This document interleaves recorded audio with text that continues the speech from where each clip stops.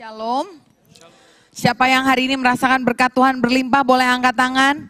Haleluya. Hari ini kita akan sama-sama merenungkan firman Tuhan dengan judul Hidup dalam Berkat Allah.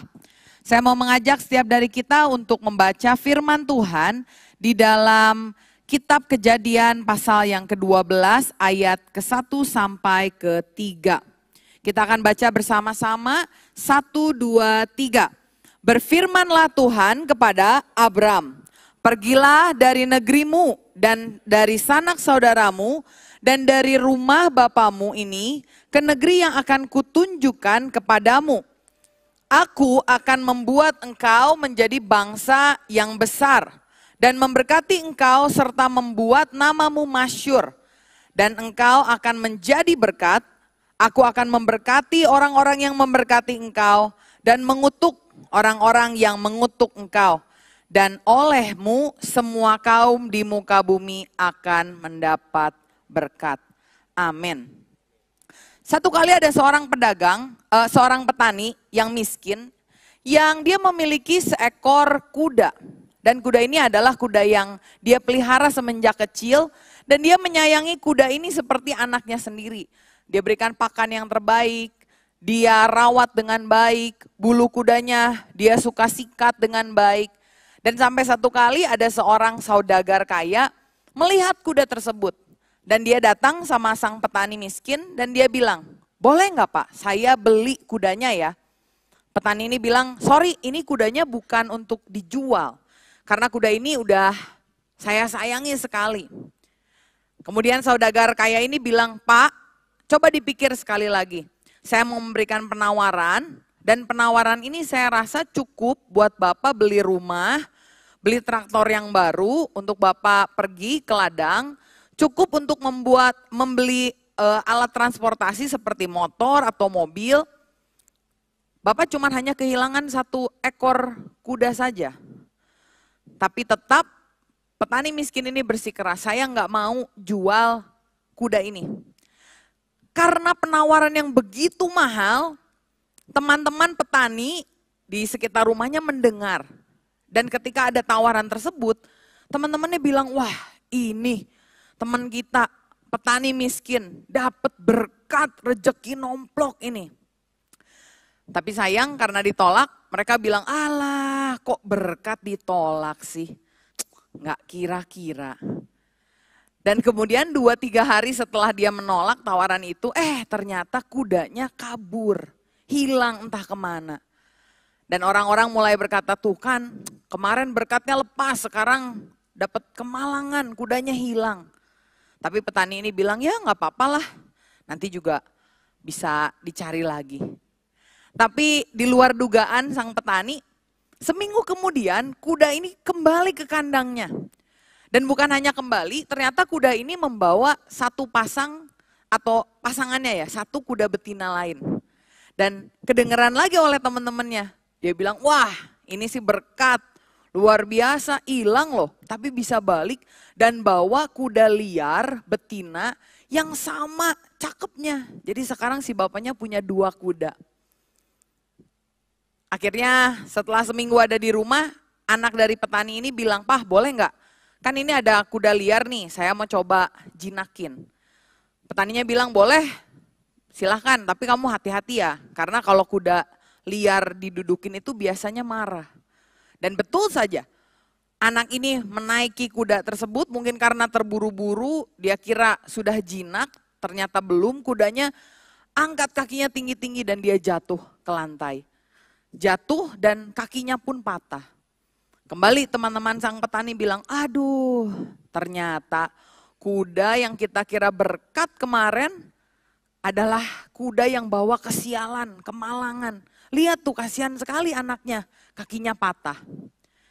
Tapi setelah anaknya kakinya patah, seminggu kemudian ada orang dari pemerintahan yang datang ke kota tersebut.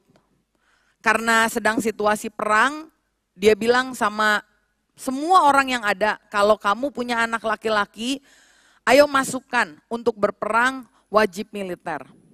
Tapi anak sang petani karena kakinya patah tidak diterima. Seminggu kemudian berita sampai bahwa seluruh pemuda yang berasal dari desa tersebut meninggal karena negara tersebut mengalami kekalahan perang yang begitu luar biasa. Dan teman-teman petani tadi bilang, wah ternyata kaki patah itu bukan suatu kemalangan, tetapi suatu berkat yang tersembunyi. Dari hal ini yang saya mau sampaikan sama saudara, seringkali kita mengukur berkat Tuhan itu berdasarkan cara pandang kita. Karena itulah kalau kita tanya, orang itu suka nggak sih dengar berkat?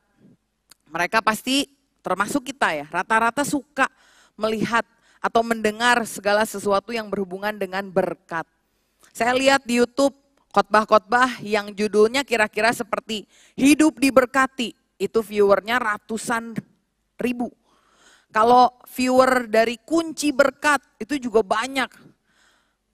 Hidup menghalau penghalang berkat, itu banyak. Mungkin hari ini juga kalau video ini diupload, kalau judulnya hidup dalam berkat Allah, mungkin banyak juga yang ingin melihat. Tapi kembali dari apa yang tadi saya sampaikan, seringkali kita punya pandangan yang keliru. Kita mengukur berkat Tuhan itu berdasarkan pengertian sendiri. Karena itulah sulit buat kita untuk melihat kita selalu diberkati oleh Tuhan ketika ukurannya tidak masuk dalam hidup kita. Kita hanya sering bilang saya diberkati kalau saya naik gaji. Saya diberkati kalau omset penjualan saya naik. Saya diberkati kalau mobil saya baru.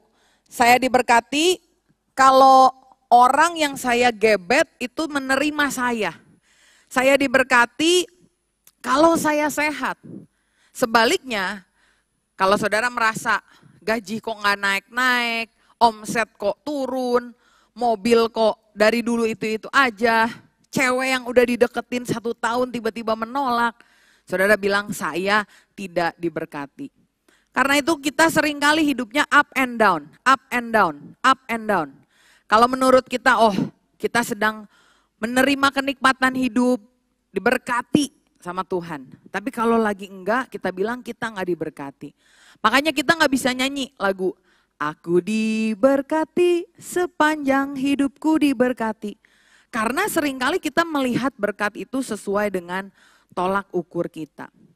Kalau kita lihat di dalam Alkitab, betul, Ulangan 28, dia mencatat tentang bagaimana Tuhan memerintahkan berkat untuk memenuhi lumbung kita, usaha kita, bakul kita, tempat adonan kita, lembu, sapi, kambing, domba, itu diberkati sama Tuhan.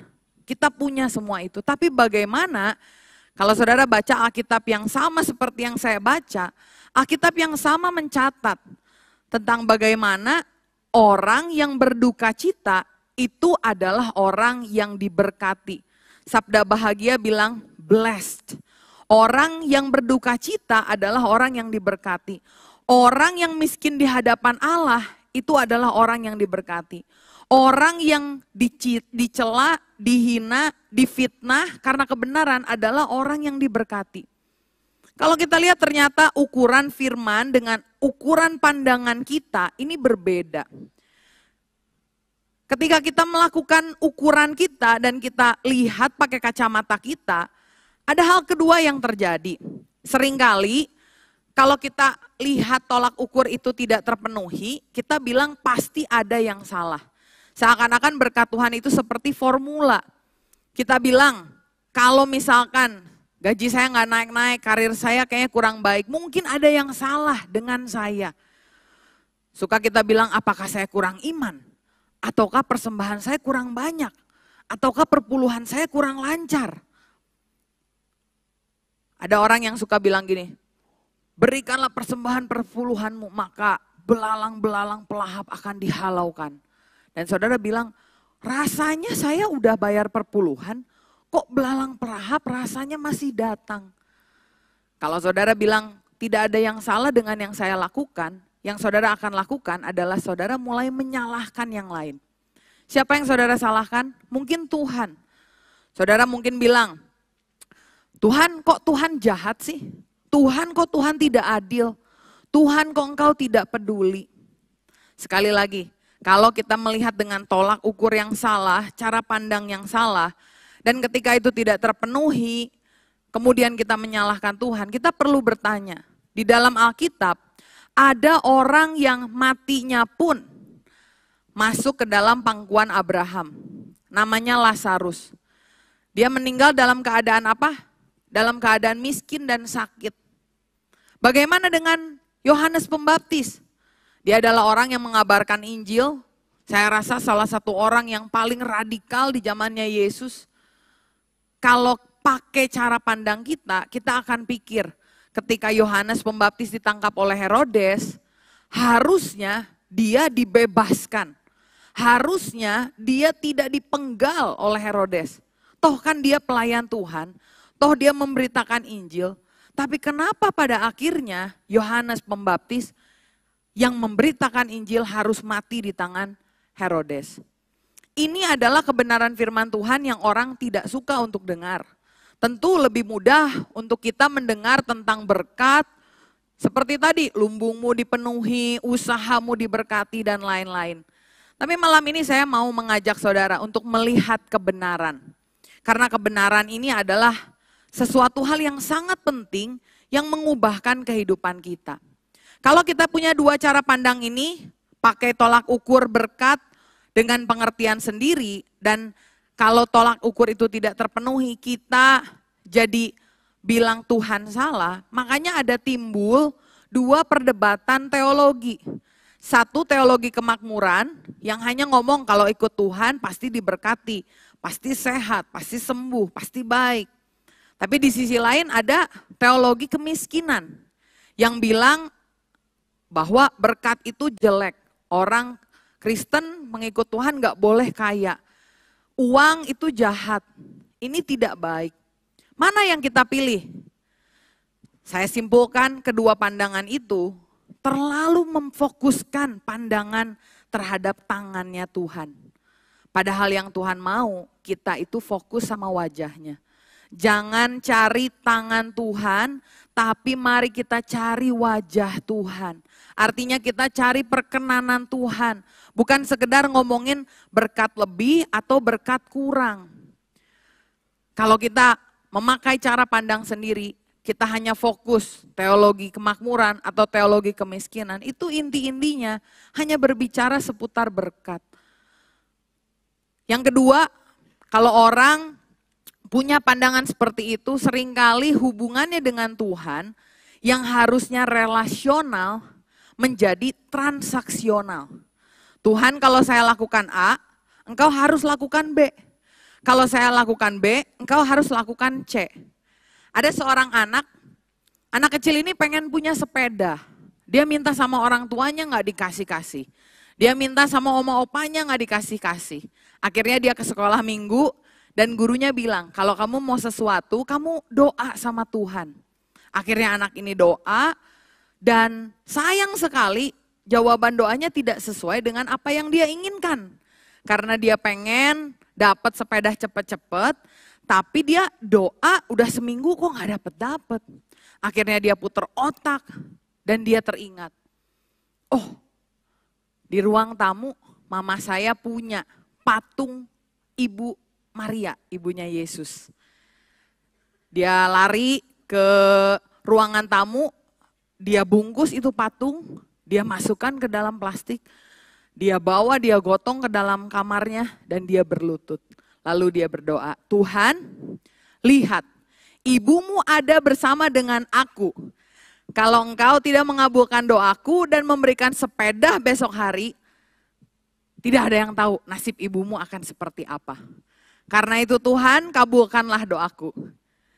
Seringkali kita seperti anak kecil ini, Tuhan, kalau Tuhan gak memberkati saya gak mau kasih perpuluhan loh. Tuhan, kalau Tuhan gak mau memberkati saya, menyembuhkan saya gak mau kasih persembahan.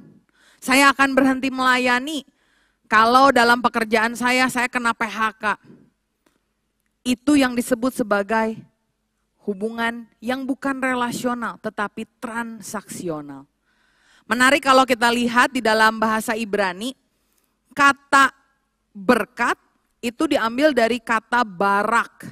Dan barak ini adalah kata yang sama yang digunakan ketika seseorang berlutut, menyembah. Karena itu kalau kita perhatikan dari asal katanya, ternyata fokus dari berkat pertama-tama bukan masalah pemberiannya, tetapi hati sang penerima yang mengagungkan sang pemberi, yang meletakkan kedudukannya, yang meletakkan keakuannya, dan mau berlutut di hadapan sang pemberi. Karena itu kita lihat ternyata berkat itu adalah semuanya tentang Allah sebetulnya. Berkat itu tidak ada tentang kita. Blessing is all about God. Inilah yang firman Tuhan mau saudara lihat. Bagaimana kita melihat berkat dalam hidup kita. Kita akan belajar ada 2 prinsip dari berkat dalam firman Tuhan yang Tuhan berikan kepada seorang, yang berkat yang diberikan kepada orang itu berlanjut terus pada keturunan selanjutnya dan selanjutnya dan selanjutnya. Dan orang ini memberikan respon yang benar dari prinsip yang akan kita pelajari. Yang pertama, firman Tuhan berkata, Kejadian 12 ayat 1 sampai 2. Berfirmanlah Tuhan kepada Abram, pergilah dari negerimu dan dari sanak saudaramu dan dari rumah bapamu ini ke negeri yang akan kutunjukkan kepadamu. Aku akan membuat engkau menjadi bangsa yang besar dan memberkati engkau serta membuat namamu masyhur. Prinsip yang pertama kita lihat di sini adalah bahwa titik awal berkat adalah Tuhan dan bukan usaha manusia. Karena firman Tuhan bilang begini, aku akan membuat engkau. Seringkali kita hanya berfokus kepada nama yang besar, nama yang masyhur, berkat yang luar biasa. Tapi satu kalimat yang disampaikan oleh Tuhan ini menjadi kunci untuk kita melihat berkat. Yaitu bahwa berkat yang diberikan itu adalah inisiasinya dari Tuhan dan bukan karena usaha manusia. Mungkin ketika kita baca firman, kita selalu mendengar Abraham dipilih Tuhan karena dia adalah bapak orang beriman. Imannya besar. Tapi kalau kita lihat, pertama kali nama Abraham itu disebut di dalam Kejadian 12. Sebelum-sebelumnya Alkitab tidak menunjukkan siapa orang ini. Dan Alkitab memulai panggilan Abraham dengan pemberian berkat dari Tuhan sebagaimana yang kita baca tadi. Aku yang akan memberkati engkau, aku yang akan membuat engkau. Satu kali ada seorang komandan, dia datang ke Napoleon dalam situasi perang dan dia bilang sama Jenderal Napoleon, Pak, saya mau minta kalau nanti sudah selesai perang, saya mau minta ada pulau yang saya lihat bagus sekali. Saya rencana pengen pensiun di sana. Boleh nggak Pak buat saya satu? Kepala dari komandan ini marah mendengar hal tersebut. Woi kamu kurang ajar, kamu pikir kamu siapa? Berani-berani minta sama Napoleon. Mintanya yang bagus lagi. Apa kerjamu? Apa pencapaianmu? Apa keberhasilanmu? Tapi komandan ini bilang, saya minta sama Napoleon karena saya tahu Napoleon yang agung punya banyak pulau yang lebih indah. Dan karena itu kalau saya minta satu pun, pasti Napoleon yang agung tidak akan kekurangan apa-apa, dia akan memberikan kepadaku. Mendengar hal tersebut, Napoleon bilang, ini orang benar. Dia melihat, dia meminta bukan karena siapa dia, tetapi karena siapa aku. Dan aku, Napoleon Agung, aku berjanji akan memberikan tanah, pulau yang dia minta. Bukan karena apa yang dia capai, tetapi just because I can. Karena saya, Napoleon, bisa melakukannya untuk dia. Seringkali ketika kita berbicara soal berkat, kita melihat usaha kita. Saya udah baik nih, saya harusnya dapat berkat. Saya kalau memperbaiki diri berkatnya akan lebih banyak dan seterusnya. Tapi kita harus ingat bahwa dari ayat ini kita lihat bahwa inisiasi dari pemberian berkat itu adalah Allah sendiri.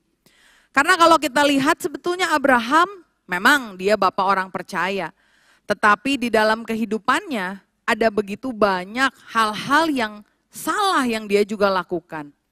Salah satu di antaranya, dia udah dikasih tahu sama Tuhan, engkau akan punya seorang anak dan anak ini akan menjadi keturunanmu. Tapi Abraham ketika menunggu anaknya belum keluar-keluar, dia sudah mempersiapkan satu orang yang menjadi hak untuk punya harta warisnya. Siapa namanya? Namanya adalah Eliezer, bukan Baradae ya saudara. Eliezer sudah dipersiapkan sebagai kepala pelayan untuk punya hak anak sulung. Tapi kemudian apakah Tuhan membatalkan janjinya? Apakah Tuhan bilang, kamu gak percaya saya batalin janji saya? Tidak, Tuhan tetap menggenapi janjinya. Bagaimana tentang Abraham yang menuruti apa yang Sarah bilang? Sarah bilang saya gak punya anak, mungkin kamu harus punya anak dari orang lain nih. Bawa ada hamba saya namanya Hagar, coba engkau cari keturunan dari dia dan dilahirkanlah Ismail. Bukankah itu bentuk dari kesalahan Abraham? Ada banyak kesalahan yang lain yang dia juga lakukan. Tetapi Allah tidak membatalkan janjinya dalam hidup kita. Ini yang merupakan esensi dari kekristenan. Kalau saudara dengar YouTube dan saudara dengar semua Tuhan sama, saya mau bilang tidak sama. Tuhan yang kita kenal adalah Tuhan yang kita kenal dalam nama Tuhan Yesus Kristus. Dia punya satu karakter yang tidak dimiliki oleh yang lain, yaitu dia punya inisiatif untuk mengampuni kita, untuk memberkati kita, bukan karena usaha kita, tetapi karena karakter Allah yang maha pengasih dan maha pengampun. Titus 3 ayat 4-5 firman Tuhan bilang, tetapi ketika nyata kemurahan Allah, juru selamat kita dan kasih-Nya kepada manusia, pada waktu itu dia telah menyelamatkan kita, bukan karena perbuatan baik yang telah kita lakukan, tetapi karena rahmat-Nya oleh pemandian kelahiran kembali dan oleh pembaharuan yang dikerjakan oleh Roh Kudus. Kekristenan beda dengan yang lain. Kenapa? Karena kekristenan percaya bahwa saat kita menerima Tuhan Yesus sebagai Tuhan dan Juru Selamat, kita diselamatkan. Bukan dengan jerih payah kita, bukan karena kita kasih sedekah, bukan karena kita jadi orang baik, tetapi justru kita jadi orang baik setelah kita menerima Tuhan Yesus, kasih-Nya dalam hidup kita. Gedung ini disebut Stairway from Heaven. Seringkali kalau saya ketemu sama tamu-tamu dari luar kota, mereka suka bilang, oh itu gedungnya yang ada tangganya ya, Stairway to Heaven. Bukan, memang kata-katanya from sama to, gak beda-beda jauh lah. Suka ada yang bilang, gak beda jauh, Stairway to Heaven. Jauh saudara. Stairway from Heaven mengingatkan kita bahwa rahmat Tuhan itu yang turun menghampiri kita.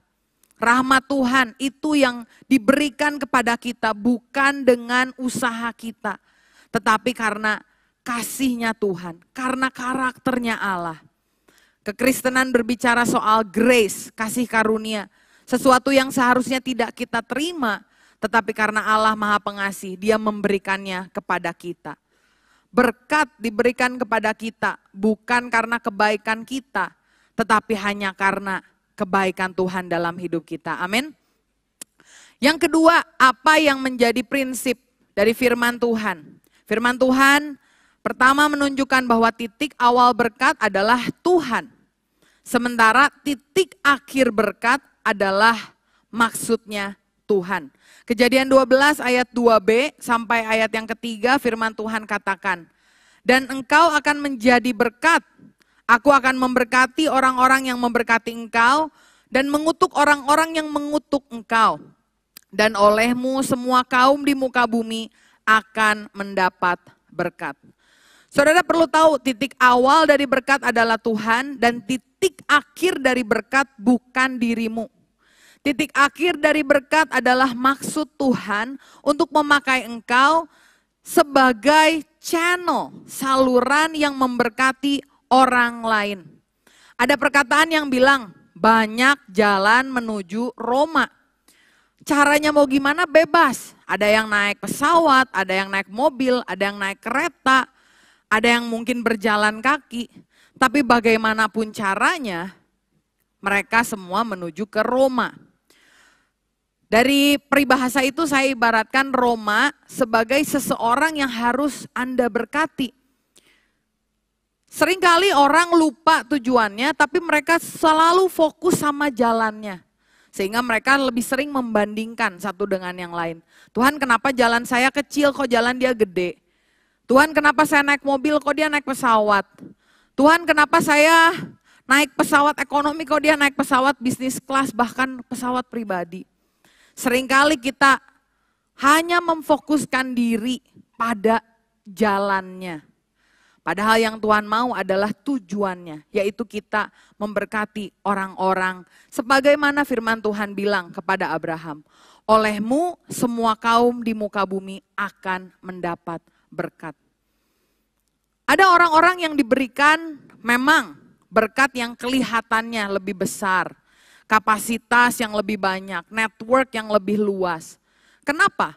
Karena mungkin Romanya dia membutuhkan sarana itu untuk dia bisa menyampaikan firman Tuhan, berteman dengan orang-orang tersebut. Karena itu jangan terlalu fokus sama jalannya, saudara. Tapi coba temukan dan cari siapa Romamu. Ketika kita mendapat berkat, perlu kita ingat bahwa yang Tuhan mau adalah kita berpartner dengan Tuhan. Memberikan berkat ini salurannya lewat kita dan ujungnya untuk memberkati orang lain.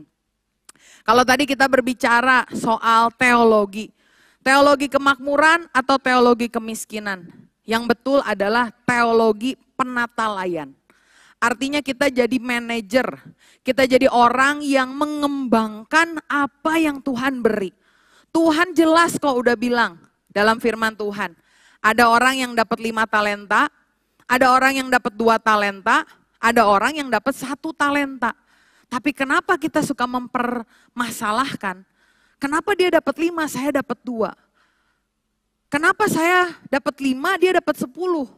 Padahal bukan itu yang Tuhan mau, saudara. Yang Tuhan mau adalah kita memuliakan Tuhan dengan apa yang kita miliki. Kita fokus dengan jalan kita sehingga kita lebih cepat bisa sampai kepada Roma. Yaitu orang-orang yang harus kita berkati. Dan saya percaya ketika kita mengembangkan talenta kita dan Tuhan melihat, dia akan bilang, oh yang ini salurannya efektif. Bukankah benar ketika orang yang mengembangkan 5 talenta jadi 10 talenta, ketika ada satu orang yang punya 1 talenta tidak mengembangkan, Tuhan kasih 1 talenta ini ke yang mana? Ke yang mengembangkan talenta. Percayalah ini, kalau saudara ingin punya kerinduan Tuhan, saya mau berpartner dengan engkau lebih lagi. Saudara harus setia dengan jalanmu, kau harus setia dengan Romamu. Coba cari orang-orang mana yang saudara harus berkati. Bagaimana caranya?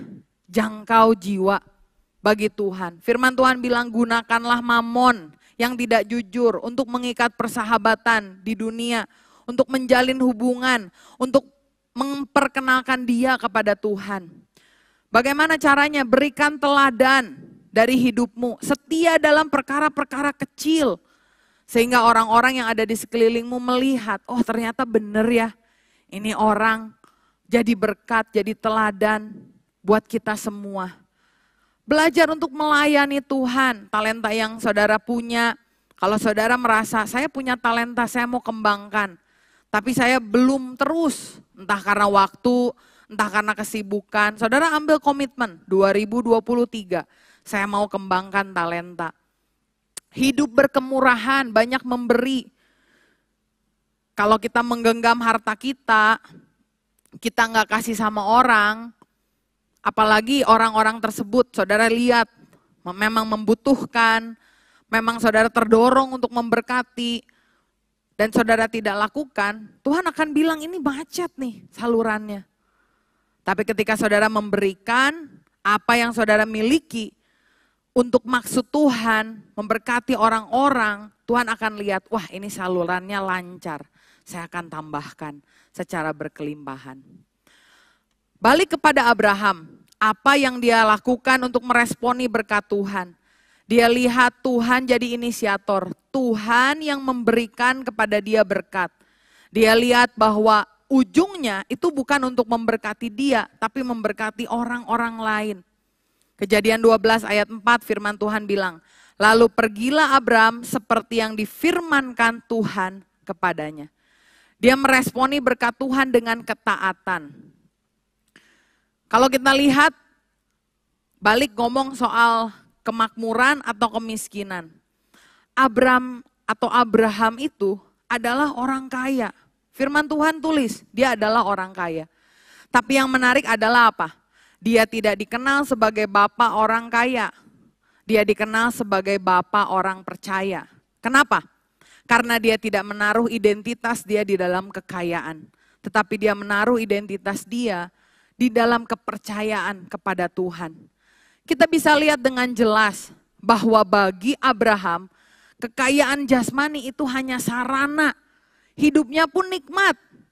Saudara lihat waktu pegawai-pegawai Abraham dengan Lot berantem, akhirnya mereka harus berpisah.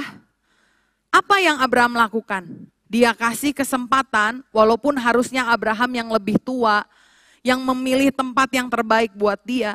Dia tidak lakukan. Dia bilang sama ponakannya, Lot kamu pilih.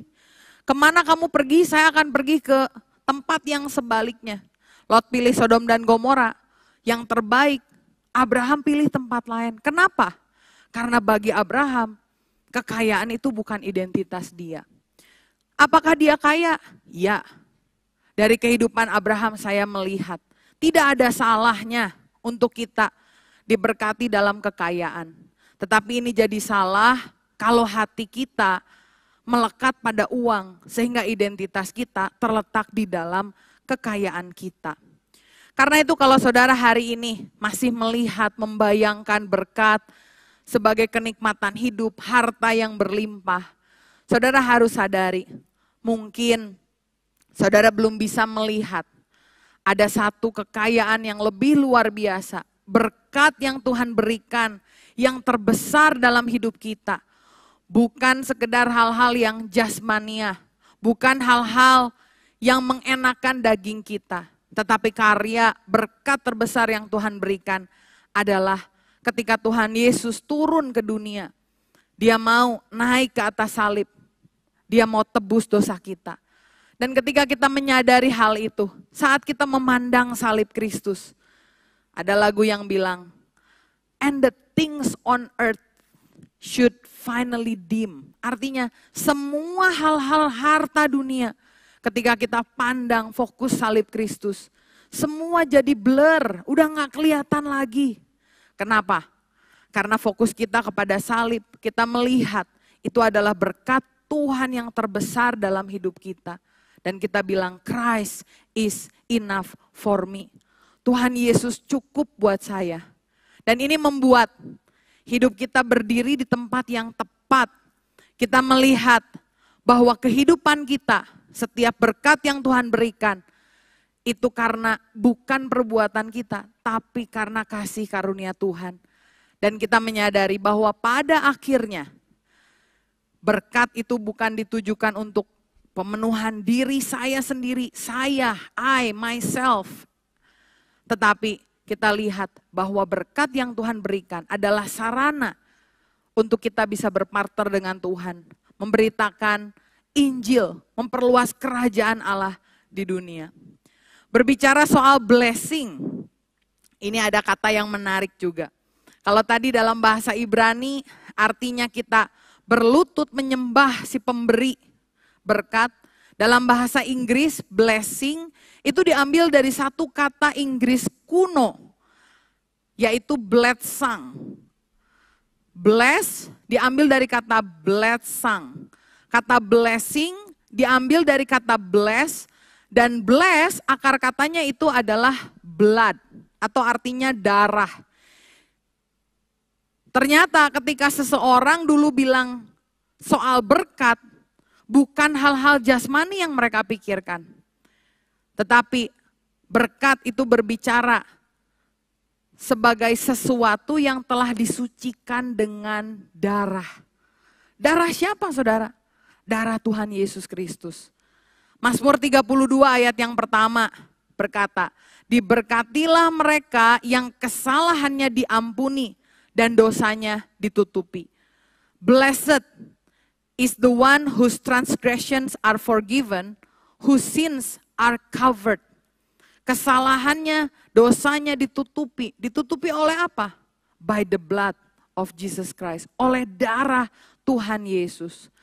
Mari hari ini kita melihat bahwa berkat yang terbesar dalam hidup bukan masalah kesehatan, bukan masalah uang, bukan masalah perjodohan, bukan masalah usaha karir yang cemerlang. Tapi kita harus melihat bahwa berkat yang terbesar adalah ketika kita mengenal Tuhan Yesus sebagai Tuhan dan Juru Selamat. Dan itu yang membuat kita ingin lebih lagi berpartner dengan Tuhan. Dan yang luar biasa, Galatia 3 ayat 14. Firman Tuhan berkata, Yesus Kristus telah membuat ini, supaya di dalam Dia berkat Abraham sampai kepada bangsa-bangsa lain. Sehingga oleh iman kita menerima roh yang telah dijanjikannya itu. Memang kita bukan orang Yahudi, tapi firman Tuhan bilang, kalau kita terima Tuhan Yesus, berkat Abraham itu mengalir dalam hidup kita. Tuhan akan memakai kita, Dia akan memperbesar kapasitas kita. Tetapi yang kita perlu sadari, ini bukan karena usaha kita. Kita tentu perlu bertanggung jawab, tetapi kita perlu ingat, inisiasinya berasal dari Allah. Dan ketika kita menyadari bahwa akhirnya itu bukan buat kita, maka kita akan berjuang keras. Kita akan lebih banyak memberi, lebih melayani, lebih memberikan teladan. Bukan untuk mendapat berkat yang lebih, tetapi sebagai tanda kita mengasihi Tuhan dengan segenap hati kita. Kiranya firman Tuhan ini memberkati kita semua.